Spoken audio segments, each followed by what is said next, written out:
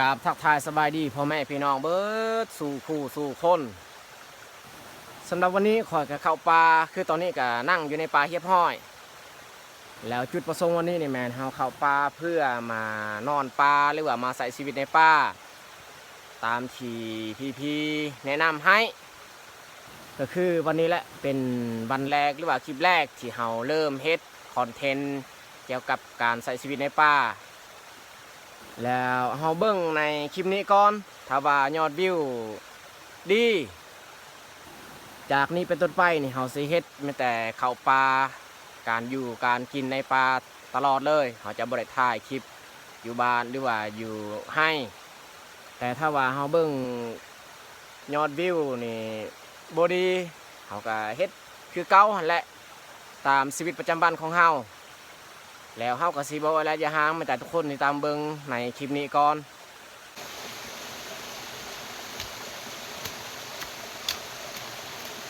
พื้นที่ที่เฮาจะมานอนคืนนี้นี่แมนอยู่นี่แหละเราจะนอนแคมห้วย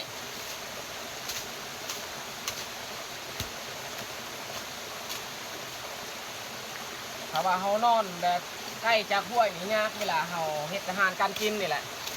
ต้องนอนใกล้ห้วยจึงสบาย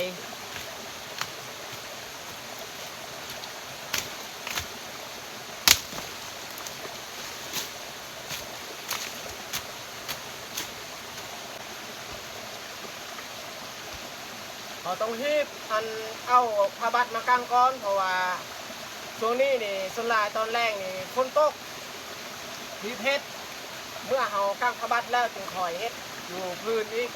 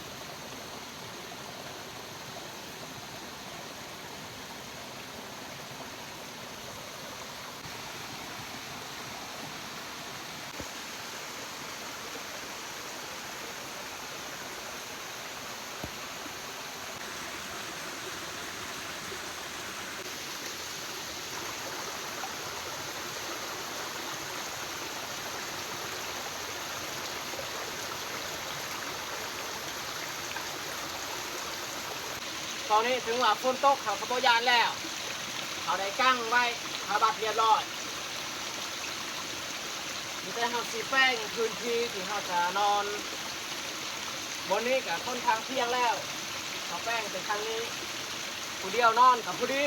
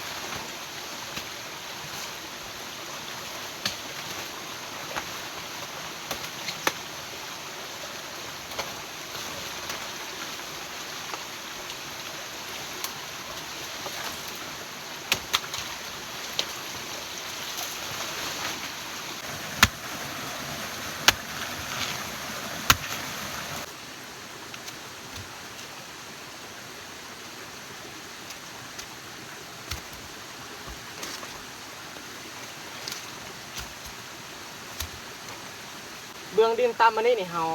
เอาต้นกล้วยมาปะไว้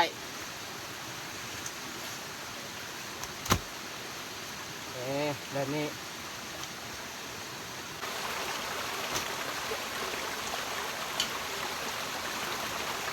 เ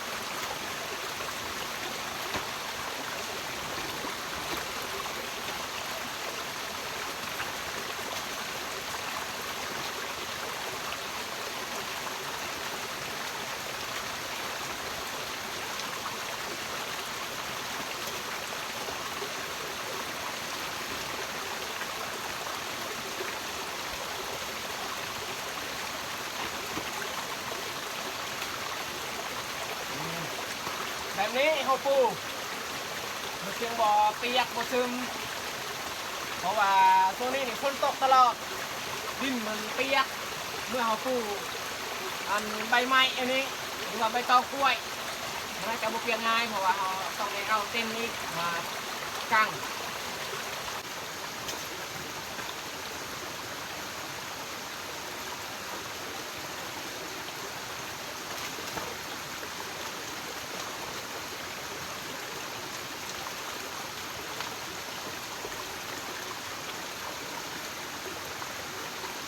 โอเคอยู่นี่เรื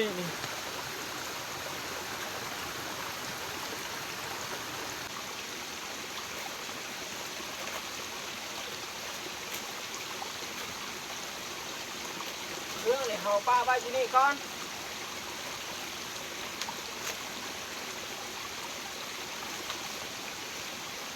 โอ้ย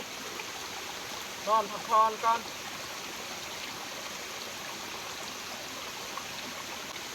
ถ้าว่าเขานอนแบบนี้ก็อันตรายคือกันไหนเขานอนติดกับพื้นแต่ว่าเขามีเต้นเขากางไว้น่าจะบ่เป็นหยังน่าจะปลอดภัยดีถ้าว่าบ่มีเต้นเขาต้องยกพื้นสูงเพื่อความปลอดภัยจากแมงที่มีพิษ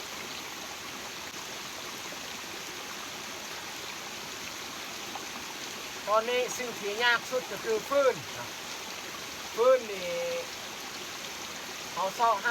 ฟืนที่แบบว่ามันแห้งแต่ว่าฟืนเปียกเฮ็ดยังบ่ได้ฟืนเปียกเฮ็ดยังบ่ได้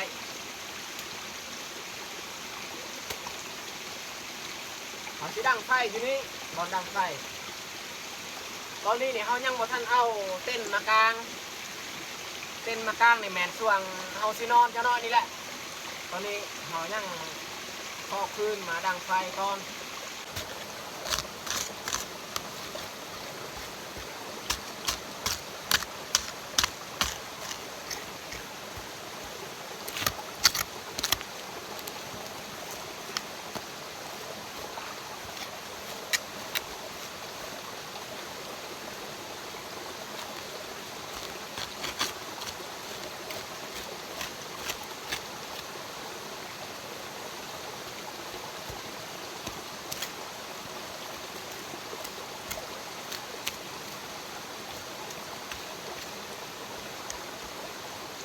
พอดี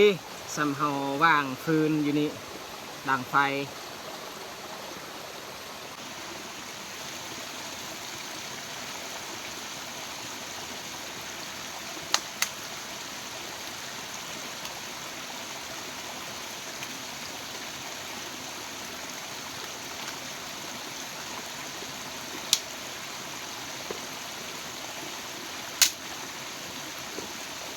เขาสิดังไฟก่อนดังไฟเพื่อมันอบอุ่นทางกาย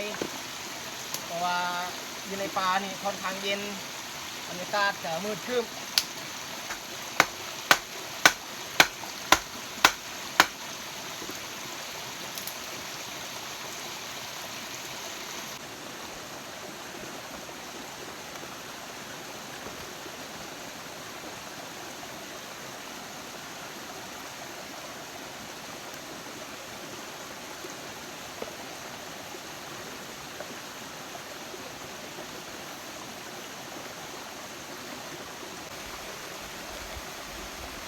ถ้าว่าบ่มีไม้แปกอันนี้นี่ยากเลยเฮาสิจูดมันติดง่ายจูดไม้แปกก่อน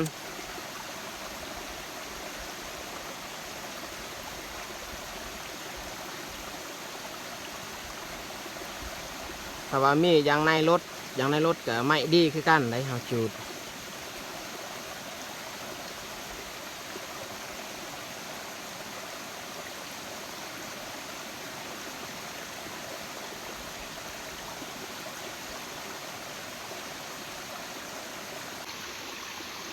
จูดไฟก็มันติดค่อนข้าง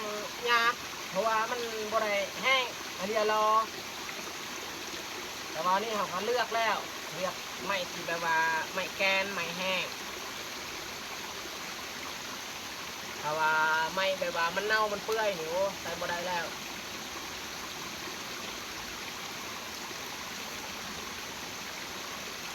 อยู่นี่นี่แมนหม้อหม้อหรือว่าอุปกรณ์การใช้เวลา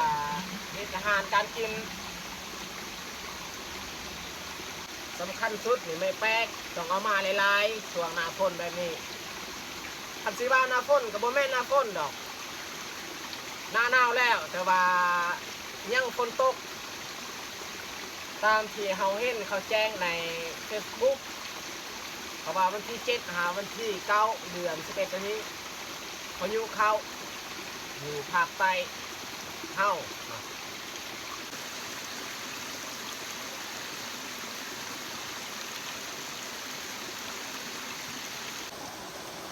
ไฟนี่เริ่มติดแล้วสำหรับเรื่องอาหารการกินหรือว่าข้าวนี่แมนเฮาเตรียมมาจากบ้านเนาะผักกาดกระซำพูดีคนเดียวกิน4 ต้นแล้วอยู่นี่นี่แมนเกลือเป็นนัวแจวมักเพชรหรือว่าผักหอมอันนี้ซีนตอนหนึ่งเขาสิขัวกับอันนั้นผักเข้ากับอยู่นี้ห่อไว้ใส่ถุงยางแต่เขาใช้ล้างหม้ออันนี้ล้างหม้อแล้วก็เฮ็ดอาหารการกิน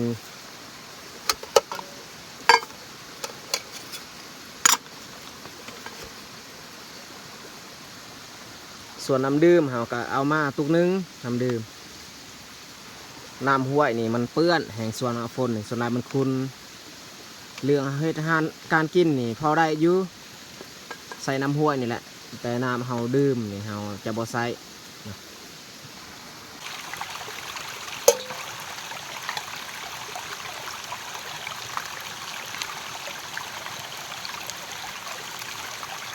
ผักกาดอันนี้เฮาล้างมาแต่บ้านแล้วแต่ว่าเฮามาฮอดนี่เฮาก็ล้างอีกล้างสำใดสำนึง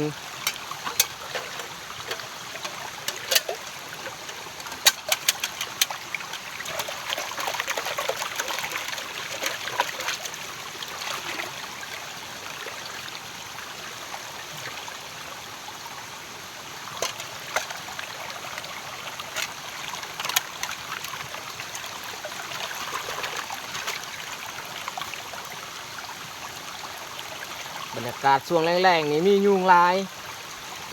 ขนาดว่าเฮาดังไฟแหละเฮาอยู่บอนไกลๆจากไฟนี่มียุง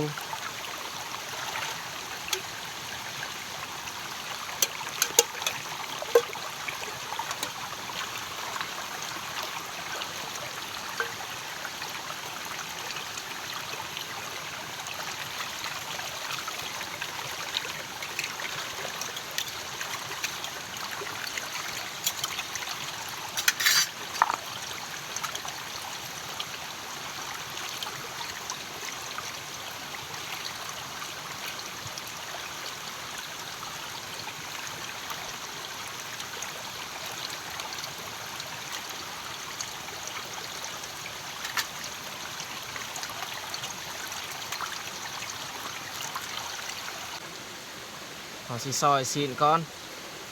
ใบตองที่เฮาปัวนี่ก็เป็นใบตองที่เฮาล้างสะอาดแล้ว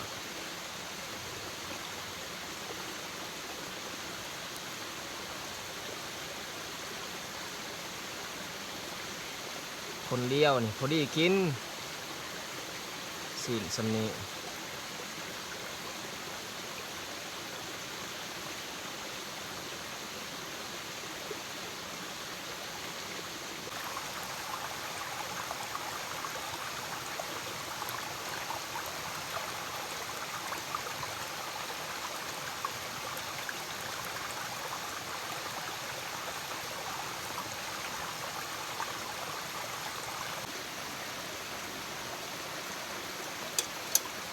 ข้างหม้อก่อนให้หม้อมันแห้ง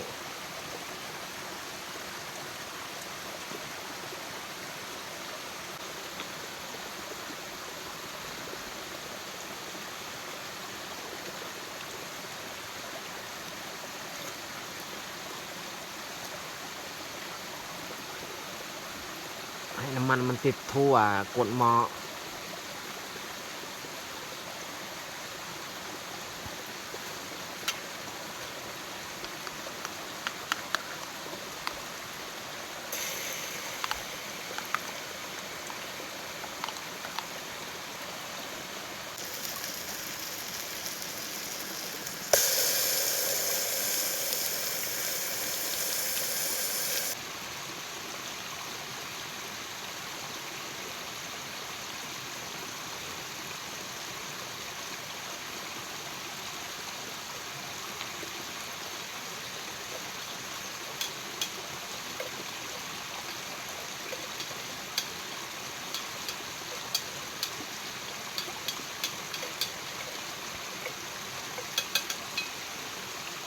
คั่วให้ซีมันฮดโตเข้าเราจึงค่อยใส่ผัก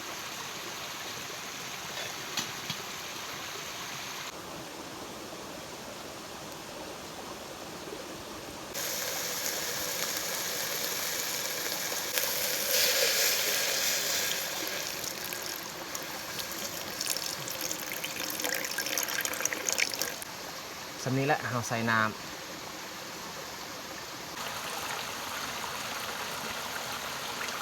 ตอนนี้กับเวลา6 โมงแล้วบรรยากาศก็เริ่มมืดเริ่มมัวแล้ว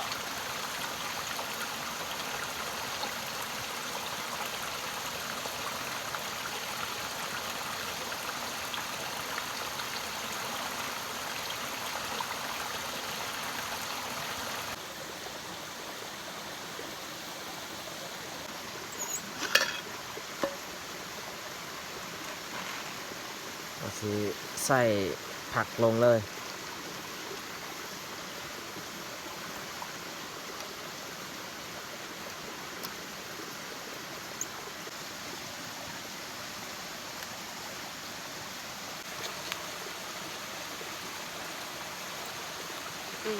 ของกินเราสุกเรียบร้อยอันนี้ทอดทิ้งเลยซะเราได้ใส่แล้ว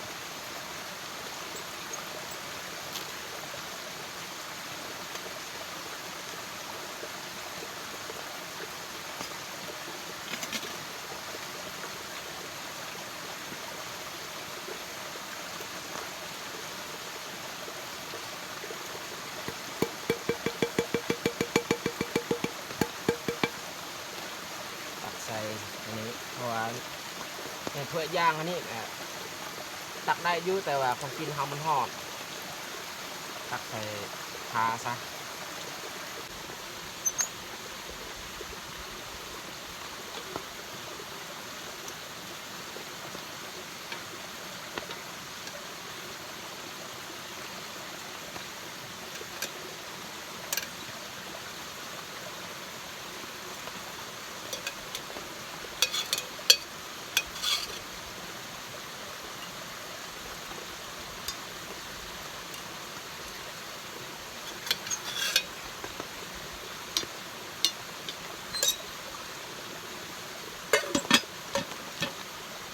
ส่วนอันนี้เขาห่อใส่ถุงยางถือว่าสำหรับอาหารการกินตอนแรกวันนี้ก็ได้แต่สำนี้ละขั่วซีนใส่ผักกาดข้าวเหนียวปนมัน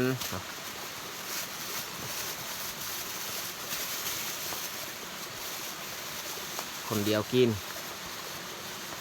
ค่อยเรื่องกินข้าวนี่บ่ค่อยหลายกระส้มกับต้นโตนี่แหละข้าวต้นโตบ่แข็งแห้งกินข้าวกับบ่หลายถ้าว่าน้องๆนี่เขากินข้าวสำนีบ่พอดอก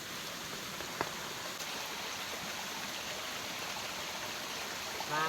พี่น้องมากินข้าวแรกน้ำกันมากินข้าวสวง6 โมง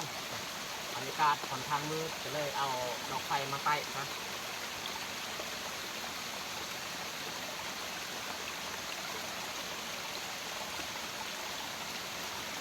นอนป่าคนเดียวช่วงนี้นี่น้องแย่นี่ใส่บ่ได้แล้วคิดไปคิดมากับบ่น่าซื้อให้โทรศัพท์ให้เราเรียน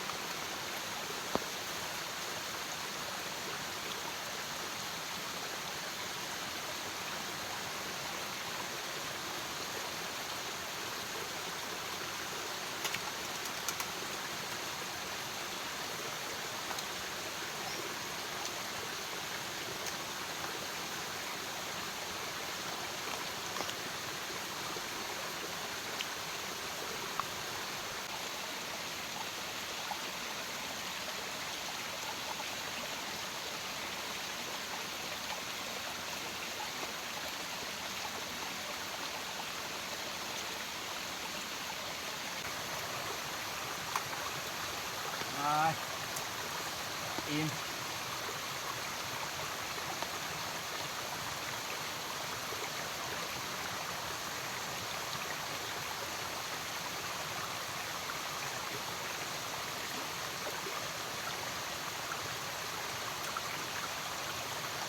กินข้าวแล้วกินน้ำนี่สุดมีแห้งขนาด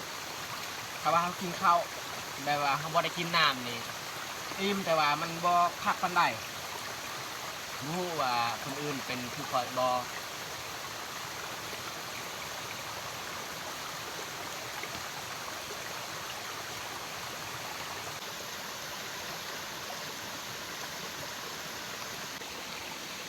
เอาเต้นมากังไว้เลย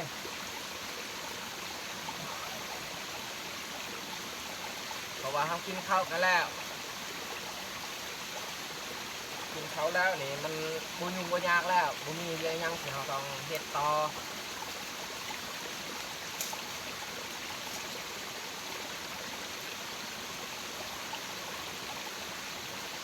กินข้าวแล้วมันก็เกี่ยมบ่นอนบ่อยู่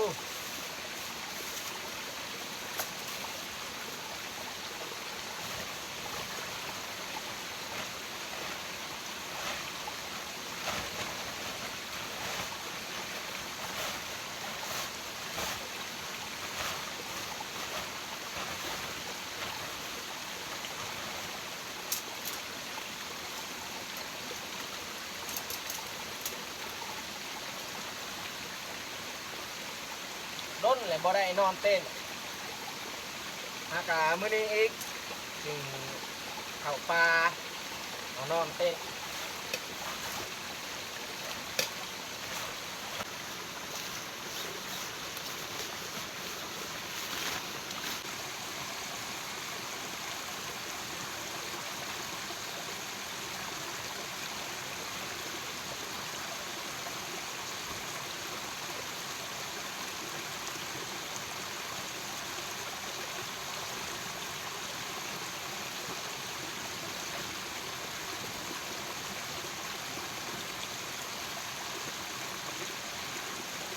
แบบนี้เอาปะเอาประตูเบื้องอันน้ำไหลเพราะว่าบุ้งนี้ไก่บอลเขาดังไฟอยู่นี่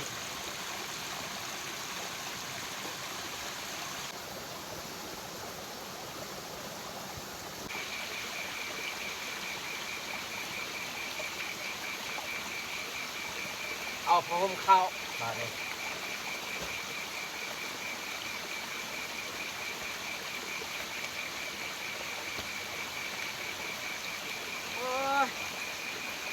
เขาไปนั่งในเต็นท์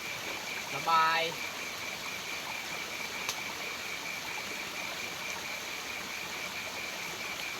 ส่วนเครื่องคล้องในอื่นหรือป้าอยู่นอกมันจะพห่มนี่แหละพห่มเอาเข้าอยู่ในแล้วเรื่องคืนไฟอันนี้เขากับโบเกียวเพราะว่าเขานอนในเต็นท์ถ้าว่าบุมีเต็นท์นี่คือสมัยก่อนเขาต้องใส่พื้นนี่แหละเพื่อให้อบอุ่นทางกาย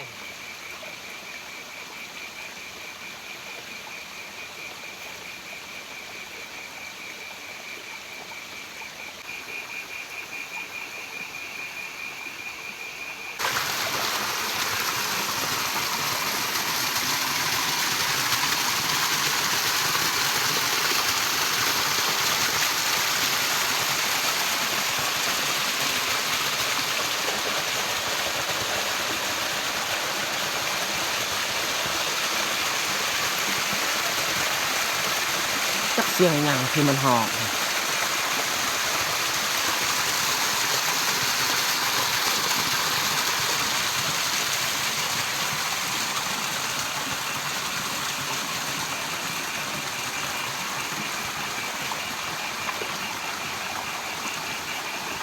ทุกคนยินบ่เสียงเขาไปเงี่ยงเบิ่งนี่บ่เห็นมันห้องดังขนาดบริเวณเฮานอนนี่แหละมันห้อง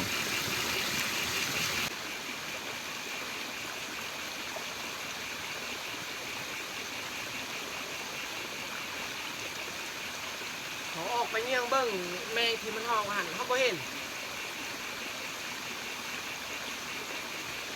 เขาเต้นซะบาดเลยโอ้ย ต้นแล้วรู้สึกอุ่นดีแล้วก็มีความปลอดภัยสูง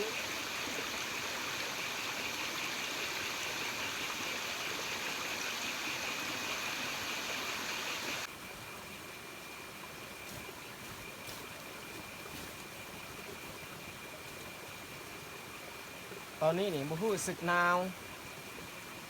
เอาผ้าห่มออก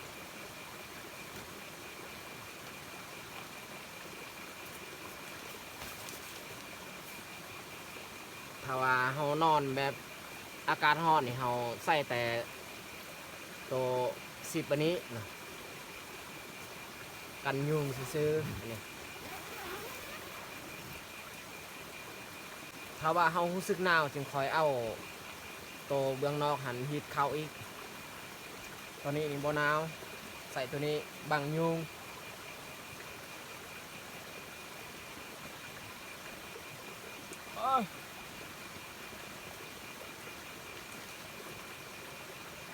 คนเดียวนอนนี่พอดีกว้างดีปกตินี่เต้น2 คนนอนบ่ครับแต่ว่าคนเดียวแห้งกว้างนอนสบาย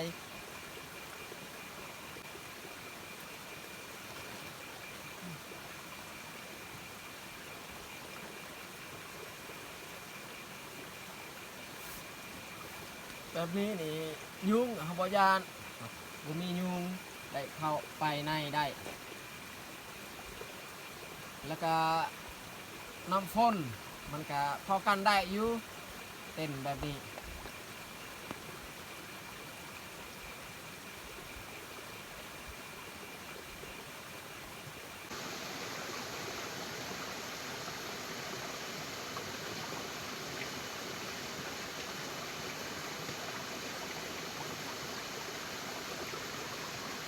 ครั้งนี้มันก็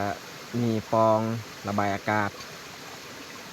ครั้งก้อนเฮานอนในเต้น2 คน3 คนนี่มันมีอันนั้นน้ำเนาะมันติดนี่มันติดตามเต้นนี่มันติดแต่ว่าเฮานอนคนเดียวทางนี้ก็มีปองทางนี้เฮาก็บ่ได้อัดแต่เฮาใส่อันโตกันยุงอันนี้อัดน่าจะบ่มีน้ำดอกถ้าว่าเฮาปิดอันนี้แน่นอนมันมีน้ำมันติดในเต้นโอเคทุกคนมีแต่เฮาสิปิดไฟแล้วก็นอนเลย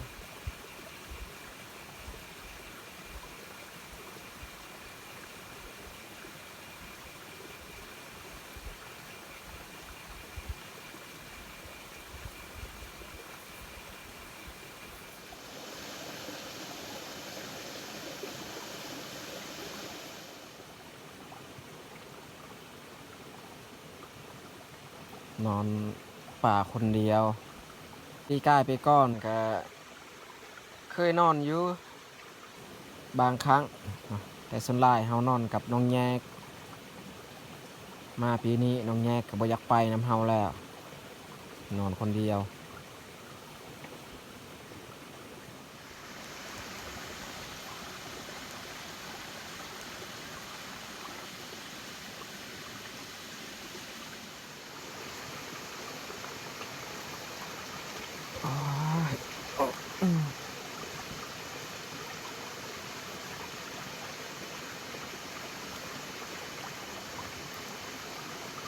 รู้สึกเย็นกลางดึกนี่อากาศค่อนข้างเย็นแล้ว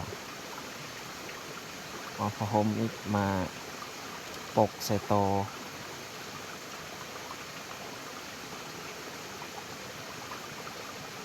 ทุกคนสังเกตเบิ่งฮะ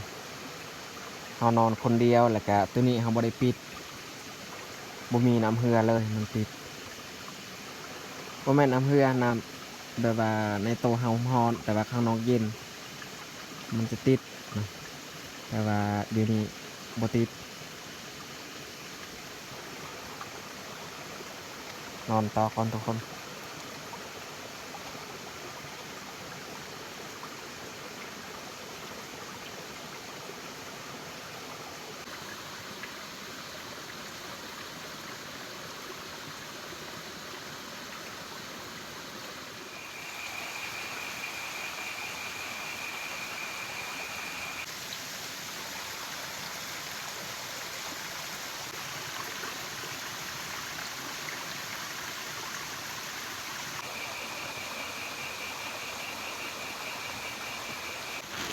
เต้นเราต้องพับแบบนี้เพื่อเรายัดใส่อันธงของมัน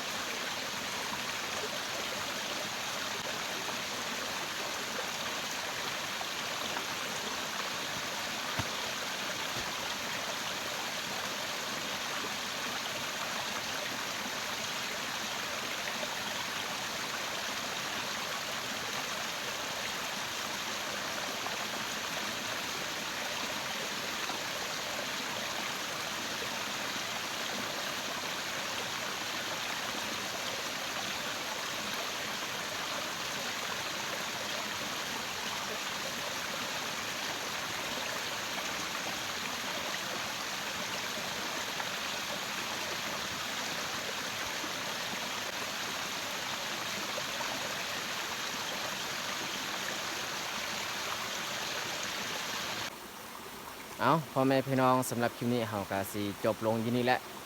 เพราะว่าคลิปของเฮากะค่อนข้างยาวแล้วถ้ามักคลิปนี้ก็อย่าลืมฝากกดไลค์ถ้าถูกใจอย่าลืมฝากกดแชร์นะเพื่อเป็นกำลังใจให้คอยได้เฮ็ดคลิปต่อๆไปอย่างไรก็ขอขอบใจหลายๆอีกครั้งหรือว่าขอบคุณมากๆบ๊ายบายพบกันในคลิปต่อไป